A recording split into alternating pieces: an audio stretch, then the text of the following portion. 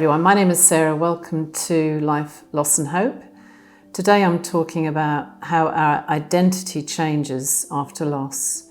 So today the video is me after you. Death is always a devastating blow of finality, whether there's the shock of a sudden death or if you've been expecting a death, it is always a terrible shock. Life is changed beyond recognition in an instant and in ways you would not have chosen or ever wanted. When it happened to me, it felt like an unexpected train had crashed through my life, leaving me immersed in the wreckage of what was and the uncertainty of what would be. Suddenly, my world was absolutely shattered. And that's how it is after the loss of a loved one. Our whole life changes. Many years ago, when I worked at a brain injury rehabilitation unit, I participated in a training module on identity that has impacted me profoundly. The psychologist chose me to participate in his exercise to demonstrate the point. And so he asked me, "Who are you?" To which I answered, "I'm Sarah." He replied, "Yes, that's your name, but who are you?" And then I said, "Well, I'm the speech and language therapist here." To which he said, "Yes, that's your job, but who are you?" So then I said where I lived. I lived in West Chiltington. He said, "Yes, that's your home, but who are you?" I added that I was a wife, a mother, and a Christian. And you've guessed what his response was. "Yes, that's your roles and your belief, but who are you?" A bit frustratedly, I said, "I love running, reading and swimming," to which again came the reply, "Yes, that's the activities that you like doing, but who are you?" Thankfully, he stopped there, as the point of it had become loud and clear to us all that our identity, meaning to say who we are, is made up of many parts. It's made up of where we live, what we do, the roles that we have in life, our beliefs, our hobbies, our activities, our family, colleague and friends.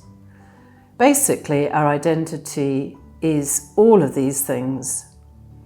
So not surprisingly, when most or some of these things change, it throws our identity into the air and we ask ourselves, who am I?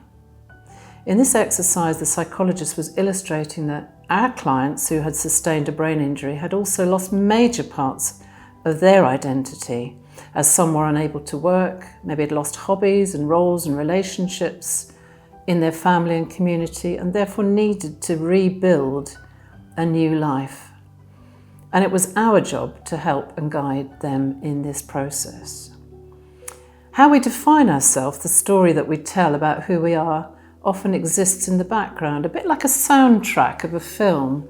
We aren't consciously aware of it until something changes, like being faced with a life-changing illness, disability, a death or a loss. That inevitably brings radical changes to our whole life. And this can leave us feeling lost, bewildered, confused, and untethered. Initially, we can focus on the tangible things that we lose, perhaps the person, the house, the job, the relationship. And as time passes, there are hundreds of other losses that we slowly and painfully become aware of also. Over time, these secondary losses can be like dominoes falling, creating far more to cope with than just the primary loss. To understand what is happening to us specifically when we are grieving, let's just take a deeper look at 6 of the ways in which our identity is challenged, and finally, what we can do to help rebuild ourselves and our lives. So firstly, there's our relational identity. This is one that quickly comes to mind in grief. It's the piece of our identity that is based on our relationship with the other person. So perhaps I'm a sister, a daughter, a wife, a friend, a mother, and so on. When we lose someone, we often feel we have lost this relational sense of self. We find ourselves asking questions like, who am I if I'm not a wife? For me personally, I hated the idea of not being a wife. I felt vulnerable, scared and unsafe out with that sacred, safe sanctuary of marriage that I'd been accustomed to for 27 years. For me, it felt like I'd lost the person that I was, and I was left wondering who I was, where I fitted in, what I liked, and lots of whats. It literally felt like the other half of me was missing and had been painfully ripped away. When two people become one in marriage, it is a union of mind, body, and spirit, a unique blending of two individuals that become a new oneness. So it's not surprising that when our other half dies or the relationship ends, that we are left in that fragmented state of disarray, in the aftermath of the wreckage, trying to make sense of what has happened to us and our life, and asking ourselves that question, who am I after you? Another change to our identity happens when someone becomes ill, and our role might shift from being a spouse to a caregiver. And although we can retain parts of our original role, we may find the relationship shifting as we take on more responsibilities, being a caregiver. And this is difficult. Then when our other half dies, there is the double loss of role and purpose. It is easy to become so defined by caring that when the person is gone, it can be hard to regain the sense of your own self. Additionally, grief has a way of rewriting our friendship circle and address book in surprising and upsetting ways.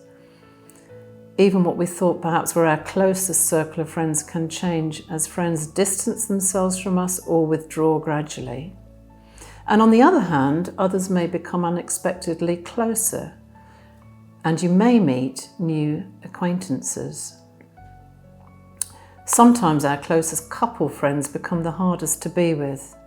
After all, how do we fit into a couple friendship as a single person? It can feel like we remind them of their worst nightmare, or that we become a threat, a burden, or a nuisance.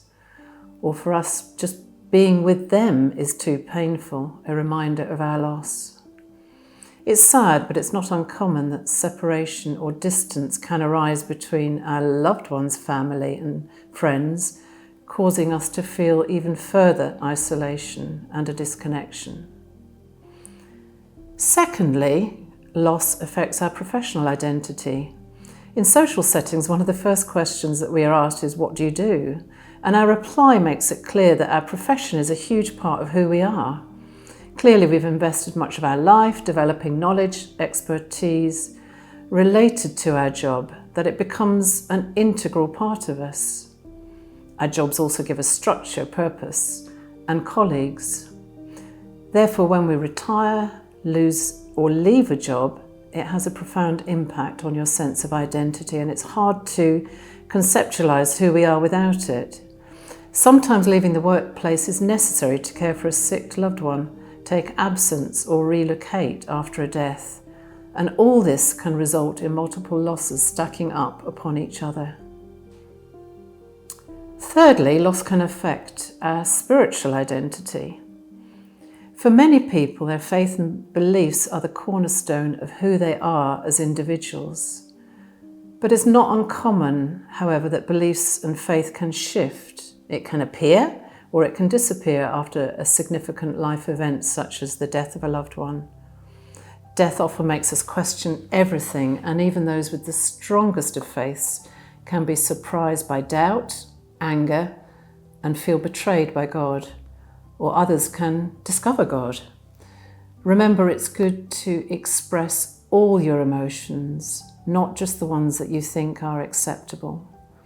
And a healthy biblical pattern of lament can eventually strengthen the relationship bond of faith and forge a more intimate relationship with God. Everything takes time, and even if your faith has been challenged, that is a part of your journey. Bear in mind, be honest with yourself and others, knowing that how you feel changes with time. And in doing so, many people, like me, come full circle and their faith becomes deeper and stronger through that dark valley of loss. Fourthly, our financial identity can change. With our ability to provide financially for ourselves and family, it's an important component of our self-worth.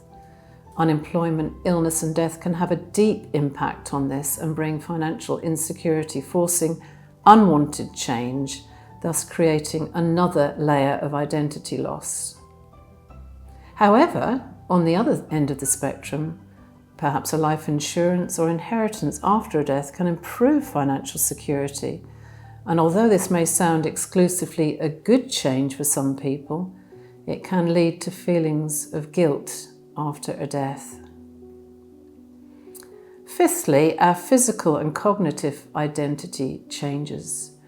Grief and illness seriously depletes us mentally and physically, so we have less in our tanks to operate effectively.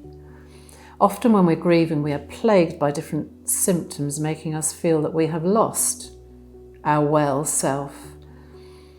And we lose that security of being strong and energetic. We may experience insomnia, respiratory conditions, gastric issues, headaches, skin disorders, anxiety, chronic restlessness and fear.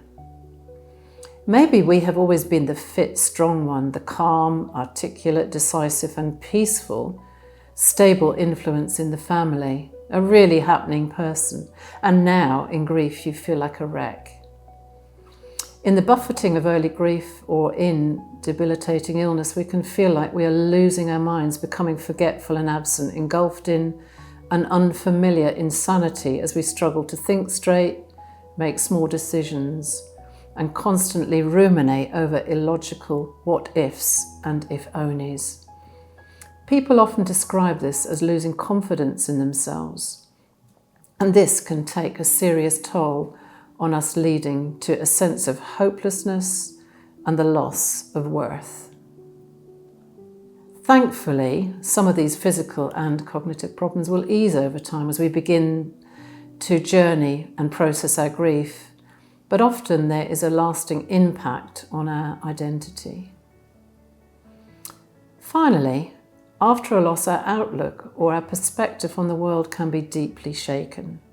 You may have held the belief that the world is a safe, fair, predictable place, and just had a general optimistic lens on life, being a happy person. After a significant death and trauma, the lens which we see the world can alter. Our assumptive beliefs about life can change, leaving people feeling more negative, perhaps jaded, pessimistic, or even unable to engage with other people or activities the way they used to. And this in turn can lead to more isolation and that feeling of a loss of personal confidence that feels difficult to reconcile. So back to the question, who am I after you? What now? It may be a relief to recognise that some of the things that you are struggling with are a part of the major identity changes due to your loss. You are not alone, or certainly not going crazy. You are grieving. And if you do relate to this, you may also be thinking, what do I do about this now? There is no quick fix or easy answer, but the first thing to keep in mind is that your identity will never be what it was beforehand. How could it be? Like so many things in life, we want to go back to how things were before the loss, but it's just not possible. Part of regaining a sense of self after loss is acknowledging that you are going to be different, and that different doesn't mean bad. As human beings, we mostly dislike change, but leaning into it can bring relief, comfort, and the hope you so desperately want. We have ideas about how life is supposed to look and who we are supposed to be. And when life doesn't pan out like that, it can be easy to assume that no other alternative will ever allow us to have a sense of well-being. Although there will always be a deep sense of grief and love for our loved ones and things in life that we lose, it doesn't mean that there won't be other new things that will bring a sense of purpose, joy, and contentment even. Grief changes us, and those new different things, if you allow them, will slowly become part of your transformation. The myth of letting go has left many grievers feeling like the healthy way to grieve is to shut the door on the past. In reality, a healthier way to move forward is to weave the old you and the evolving new you into your life alongside a continued connection to your loved one.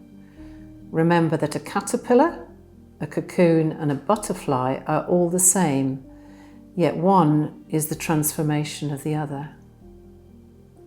To help you relationally, talk about your loved one as often as you want to and use their name freely in conversations. It keeps their memory alive and the irreplaceable gift they were alive. And it doesn't hinder your healing, it fast tracks it. You may have lost a spouse, but you are still their partner. Share your favourite memories, tell your funny stories and reflect fondly whenever you feel inspired to. You may have lost a child, but you are still their parents. It matters. And finally, take some time to reflect on what you really like, who you really are. There may be parts of yourself that you have suppressed or that have been dormant or even compromised by your partnership or your situation. Choices we make together are not always the ones we would choose for ourselves. When I was on my own, I began to express more of my love of femininity, soft colours and fabrics in my house. We had chosen so much together and I was happy with that at the time, but I branched out to repaint the lounge in a soothing shade of chamomile pink and buy new cream soft sofas to replace the old leather brown ones. And just because I could. It was a small, maybe vacuous, worldly change, but it felt like part of me I could explore and express. And sometime later I discovered hobbies, I mastered administration tasks I thought were impossible. I developed my faith, travelled to places that I would never have considered before. A metamorphosis began.